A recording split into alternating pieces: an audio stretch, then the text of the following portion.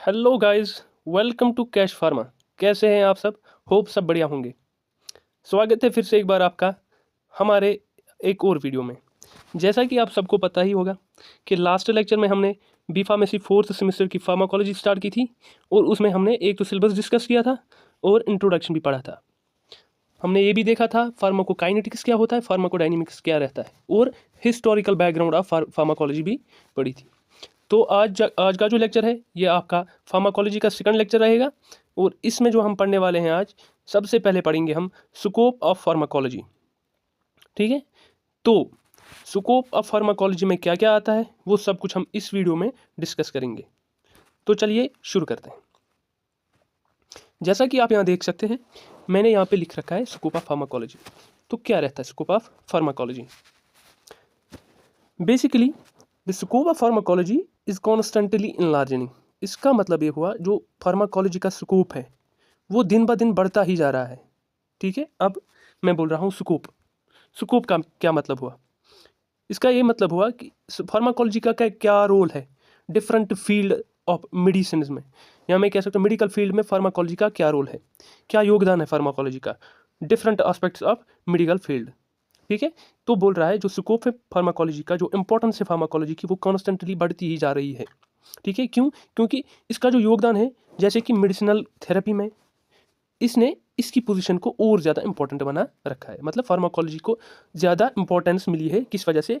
क्योंकि इसका जो योगदान है किस में, मेडिसिनल थेरेपी में, मतलब मेडिसिन में, उस वजह से इसको ज़्यादा अहमियत मिली हुई है।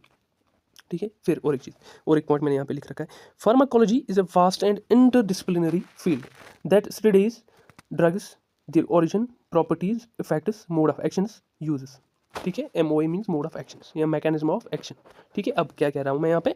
मैं बोल रहा हूँ जो फार्माकोलॉजी है एक बहुत ज़्यादा वास्ट सब्जेक्ट है और इंटरडिसिप्लिनरी। इंटरडिसिप्लिनरी मीन्स कि बहुत सारे डिसिप्लिन्स या डिसिप्लिन, बहुत सारे फील्ड्स इसने मिक्स करके एक पर्टिकुलर साइंस बना रखी है। जैसे मैं यहाँ पे बोल रहा हूँ कि इसमें क्या पढ़ते हैं हम? स्टडी ऑफ ड्रग्स पढ़ते हैं। जो भी दवाइयाँ होती है उनकी स्टडीज़ करते हैं, देयर ओरिजिन, वो कहाँ से निकलते हैं, उनके सोर्स के बारे में पढ़ते हैं, उनकी प्रॉपर्टीज़ के बारे में पढ़ते हैं, उनकी क्या इफेक्ट्स, क्या असरात रहते हैं, उनके मोड ऑफ एक्शन कैसे वो काम करते हैं और उनके यूजेस क्या क्या इस्तेमाल है उनके। ठीक है, ये सब आता है फार्माकोलॉजी में। एक एक करके हम आगे इन सबको पढ़ते जाएंगे। जितनी आप फार्माकोलॉजी आगे आगे पढ़ते जाओगे उतने ये सब चीज़ें एक एक करके आप जान लोगे ये सारी चीज़ें क्या होती है। जैसे मैंने कल भी बोला था, फार्माकोलॉजी में दो चीज़ें आती हैं, एक तो आता था फार्माकोडायनेमिक्स, दूसरा आता था फार्माकोकाइनेटिक्स। फिर मैंने बोला था फार्माकोडायनेमिक्स क्या होता है और फार्माकोकाइनेटिक्स क्या होता है। वैसे ही फिर से एक बार मैं दोहरा रहा हूँ बात, क्या स्कोप है इसका? एक तो हमें बता देता है कि ड्रग का क्या इफेक्ट रहेगा बॉडी पे। ठीक है, ये भी स्कोप में ही आएगा ना। और एक चीज़, how the body effect the drug, और बॉडी का क्या इफेक्ट रहता है ड्रग पे। ठीक है, ये सारी चीज़ें हम इसके स्कोप में ही पढ़ते हैं।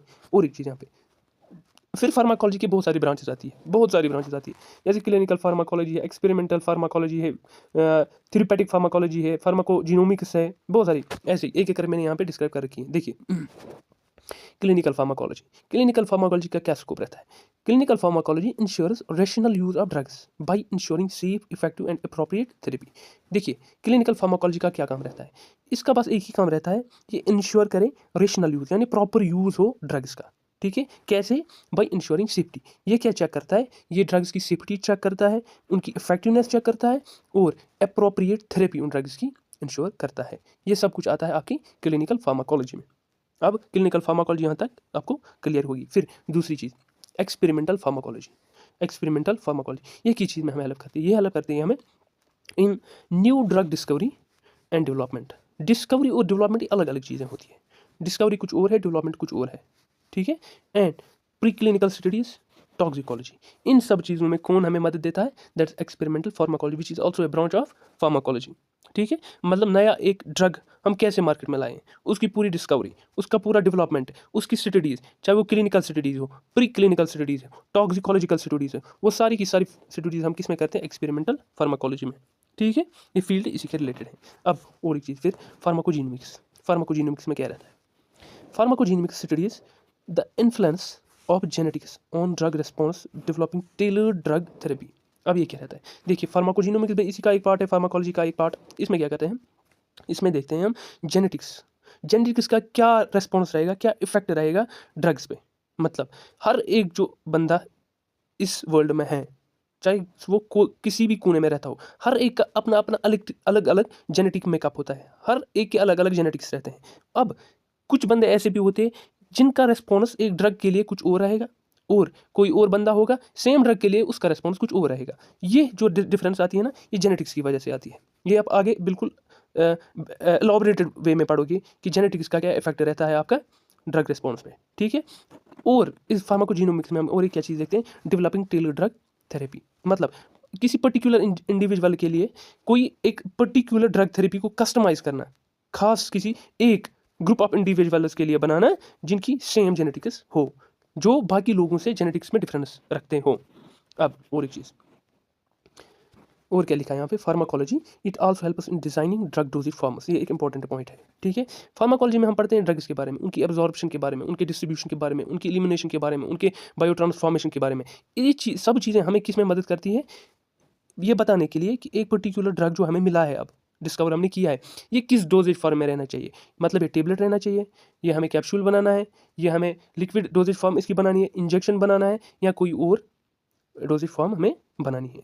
ये कैसे हमें हेल्प करेगा, जब हम फार्माकोलॉजी में देखेंगे कि किसी पर्टिकुलर ड्रग की एब्जॉर्प्शन कैसी है, ठीक है, या किसी पर्टिकुलर ड्रग की डिस्ट्रीब्यूशन कैसी है, तो हमें खुद ब खुद पता चलेगा कि हमें कैसा डोजेज फॉर्म चाहिए, ठीक है। ये सब चीज़ें आप आगे आगे देखते जाओगे कि फार्माकोलॉजी में एक एक करके ये सारी चीज़ें हम पढ़ेंगे। अब और एक चीज़ हमें मैंने लिख रखी है, it addresses the ethical use of drugs, ठीक है। और एक चीज़ एथिकल यूज़ ऑफ ड्रग्स, मतलब एक proper use in A proper way, किसी को नुकसान ना हो उस तरीके में यूज़ करना ड्रग्स को, ये सारी चीज़ें हमें फार्माकोलॉजी बता देती है, ठीक है। और एक चीज़, in short pharmacology plays a crucial role in medicine, health care research, continuously evolving with advancements in biotechnology, artificial intelligence and nano medicine, ठीक है। अब क्या बोल रहा है, बोल रहा है जो फार्माकोलॉजी है ये क्या एक इंपॉर्टेंट रोल प्ले करता है, किसमें, मेडिसिन में, हेल्थ केयर्स में या रिसर्च में, एक इंपॉर्टेंट रोल प्ले करता है।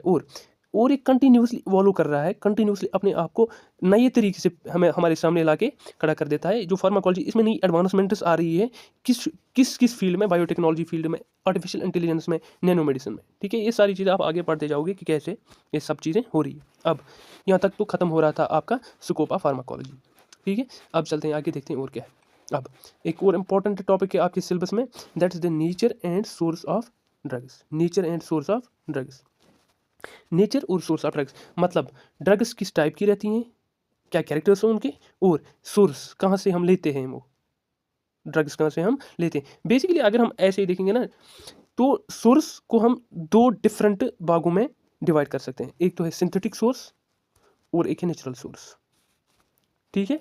अब ये सिंथेटिक और नेचुरल क्या चीज़ें हैं, सिंथेटिक मीन्स जो हम खुद लैब्स में प्रिपेयर करते हैं, और नेचुरल जो कुदरती तौर पे हमारे सामने बाई नेचर हमारे सामने प्रेजेंट हो।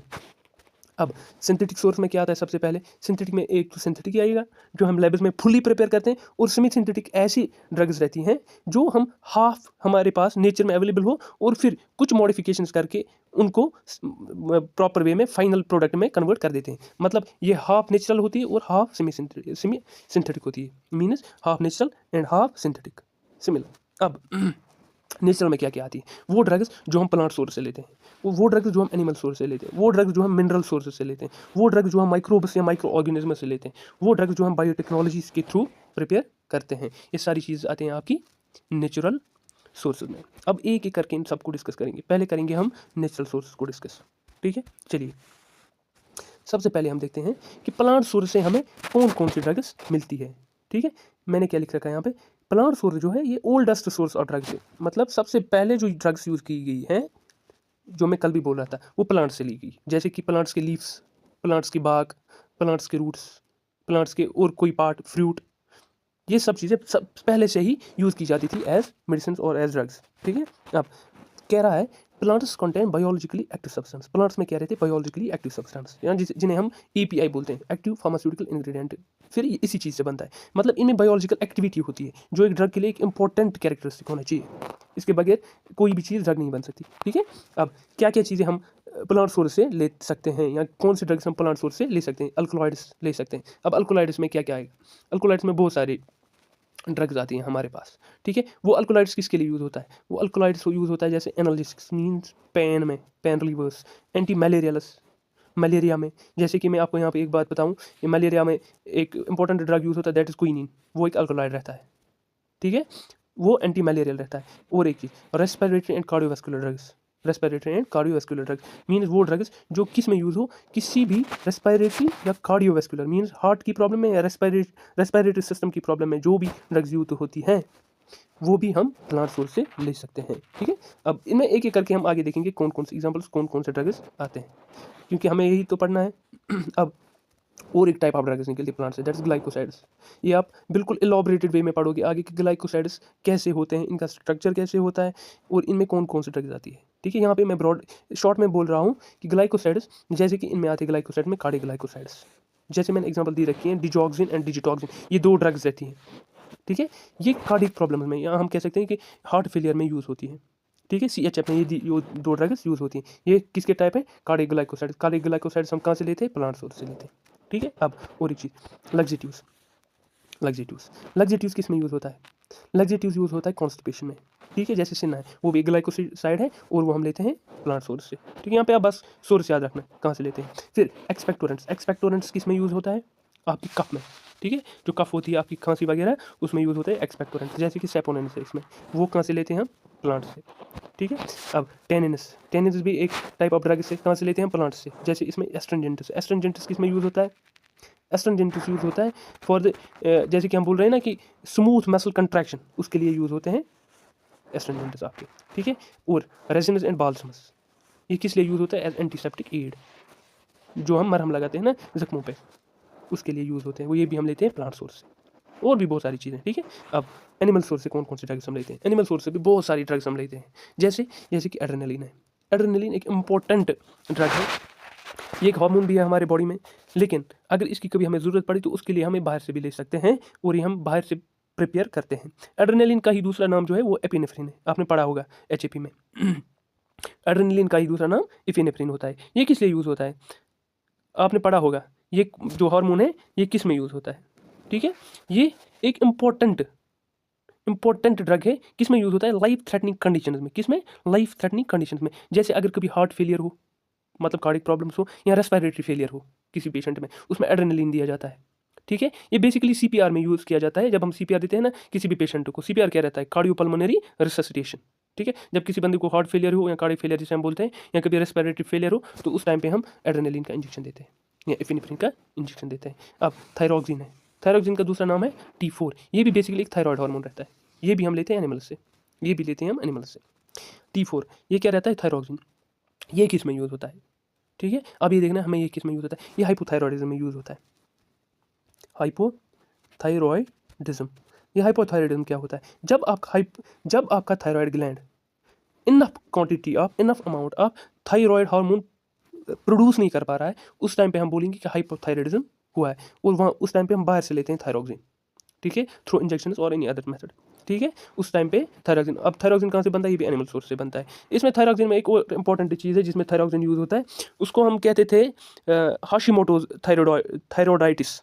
थायरॉयडाइटिस ये एक बेसिकली एक सिंड्रोम रहता है, इसको फिर से मैं नाम दोहरा रहा हूँ, हाशिमोटोज थायरॉयडाइटिस। इसमें क्या रहता है, ये बेसिकली एक ऑटोइम्यून डिसऑर्डर है, मैं यहाँ पे लिख रखता हूँ हाशिमोटोज थायरॉयडाइटिस,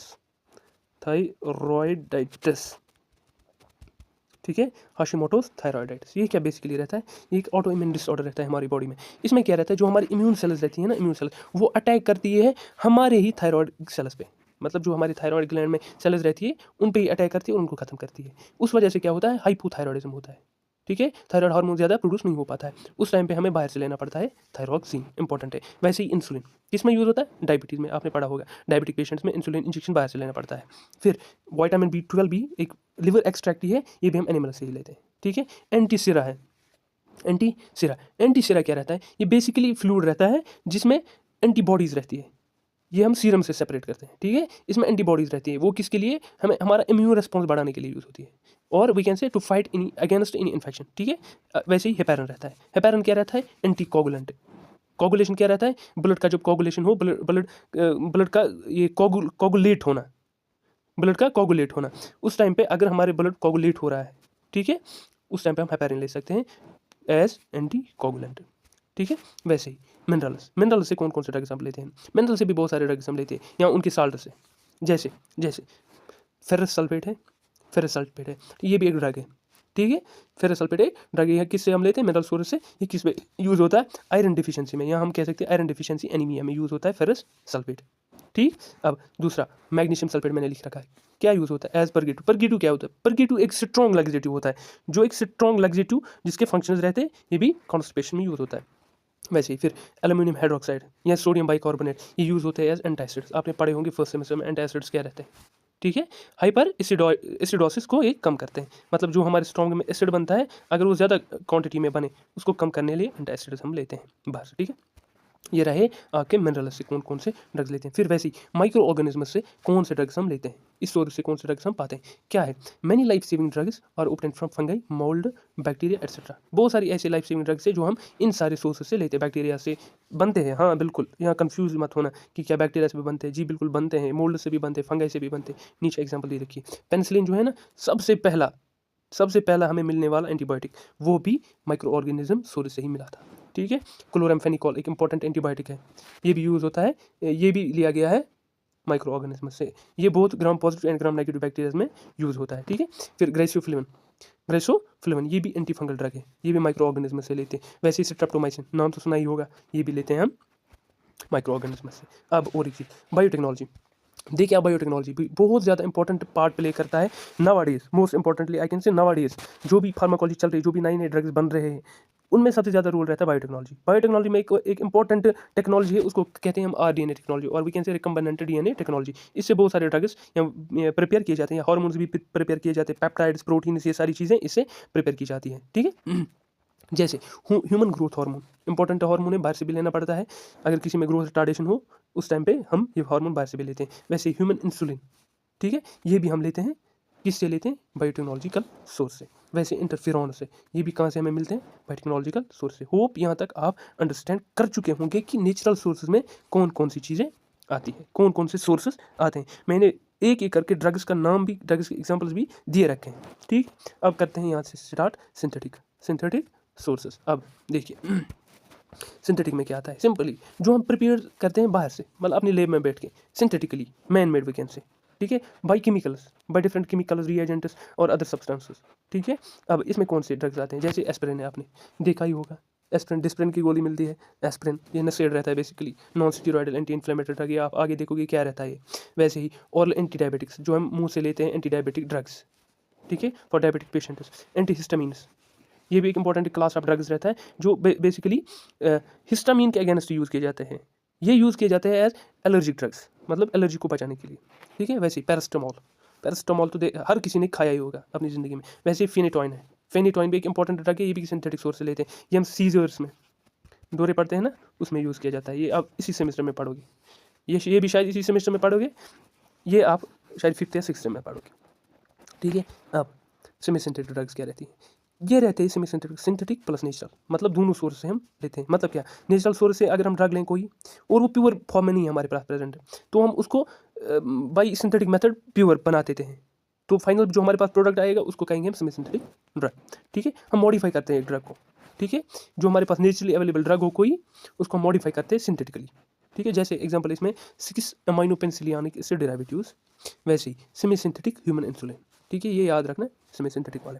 यहाँ तक आपके सोर्स ऑफ ड्रग्स कंप्लीट हुए, सिंथेटिक भी नेचुरल भी, ठीक है। अब एक और इंपॉर्टेंट कंसेप्ट है आपके सिलेबस में, बी फार्मेसी 4th सेमेस्टर के सिलेबस में, that is essential drug concept. एक इंपॉर्टेंट है, क्वेश्चन बनता है इस पर, पक्का क्वेश्चन बनता है। अब देखिए एसेंशियल ड्रग कंसेप्ट क्या रहता है।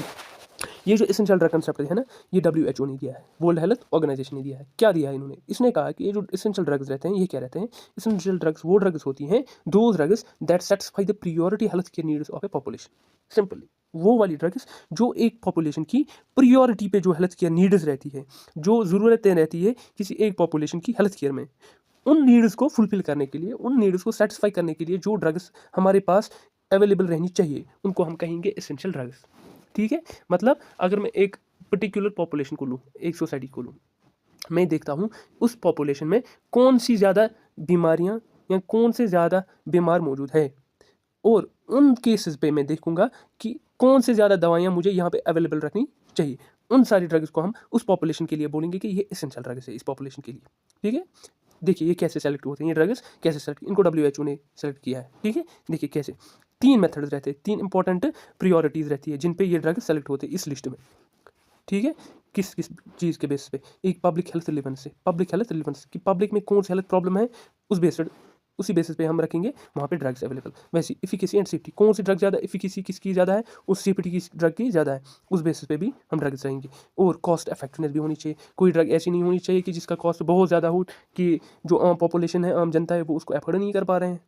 ये 3 चीज़ें एक ड्रग फुलफिल करना चाहिए, यानी एक पब्लिक हेल्थ रिलेवेंस होना चाहिए, रिलेवेंट होना चाहिए टू द पब्लिक हेल्थ। दूसरी, it should be efficacy, having a good efficacy and safety, और it should be cost effective, it should be not too much costly that a simple man, और हम कह सकते हैं कि आम जनता इसको अफोर्ड ना कर पाए, वैसे नहीं होना चाहिए। ठीक है, अब और एक चीज़ यहाँ पे मैंने लिख रखा है, These drugs are intended to be available within the context of functioning health systems at all times in adequate amounts। क्या ये जो ड्रग्स है ना, मैंने पहले कहा ये बहुत ज़्यादा इंपॉर्टेंट ड्रग्स है एक पॉपुलेशन के लिए। अब ये ज़रूरी बनता है हमारे लिए कि ये जो ड्रग्स हैं ये अवेलेबल होनी चाहिए हर टाइम पे और एडुकेट अमाउंट में, काफ़ी मात्रा में। ठीक है, इतनी मात्रा में कि हमें कभी इनकी दिक्कत ना आए, इनकी सप्लाई में कभी दिक्कत ना आए, क्योंकि ये इंपॉर्टेंट ड्रग्स रहती है। ठीक है, ये रहे आपके एसेंशियल ड्रग्स। फिर only a handful of the medicine out of the multitude available can meet the health care. बहुत सारे ड्रग्स है वर्ल्ड में अभी जो प्रेजेंट है, लेकिन इतने सारे ड्रग्स को तो हम एसेंशियल ड्रग्स नहीं कह सकते ना। इसमें से कुछ ही ड्रग्स ऐसी हैं जिनको WHO ने कहा है कि ये एसेंशियल ड्रग्स है, और एसेंशियल ड्रग्स का ये इसमें दिया है, उस क्लास में इनको लिया गया है। ठीक है, इनको वो वी कैन से एक टाइप ऑफ वो प्रिविलेज मिला है कि ये जो ड्रग्स हैं ये एसेंशियल ड्रग्स हैं। ठीक है, अब सबसे पहला जो लिस्ट आया था ना एसेंशियल ड्रग्स का, जो WHO ने दिया था, सबसे पहला लिस्ट वो दिया था WHO ने कब, 1977 में। ठीक है, 1977 में। अब लेकिन जो अभी चल रहा है ना लेटेस्ट वो है 20th लिस्ट, 20th लिस्ट जो WHO ने इशू किया है। ये कब आया था, 2017 में आया था।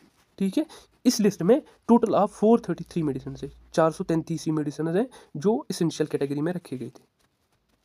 ठीक है, याद रखना ये 2 पॉइंट्स, लास्ट पॉइंट्स, ये पॉइंट और ये पॉइंट याद रखना। मतलब जो पहला मॉडल अब लिस्ट दिया था, पहला लिस्ट दिया था किसने, WHO ने एसेंशियल ड्रग्स का, वो कब आया था, 1977 में। और जो अभी चल रहा है वो 20th लिस्ट है, कब आया था, 2017 में, और इसमें 433 मेडिसिन। यहाँ तक आपका क्लियर हुआ scope of pharmacology, source of drugs और essential drug concept. I hope आप ये सारी चीज़ें समझ पाए होंगे। अगर कहीं पे कुछ भी कंफ्यूजन रहा होगा तो प्लीज़ कमेंट में बता दीजिए हमें कि यहाँ पे कोई भी कंफ्यूजन रह रहा है। So I think this was all for the today. Do share and subscribe the channel. Will meet in the next video. Till that, good bye.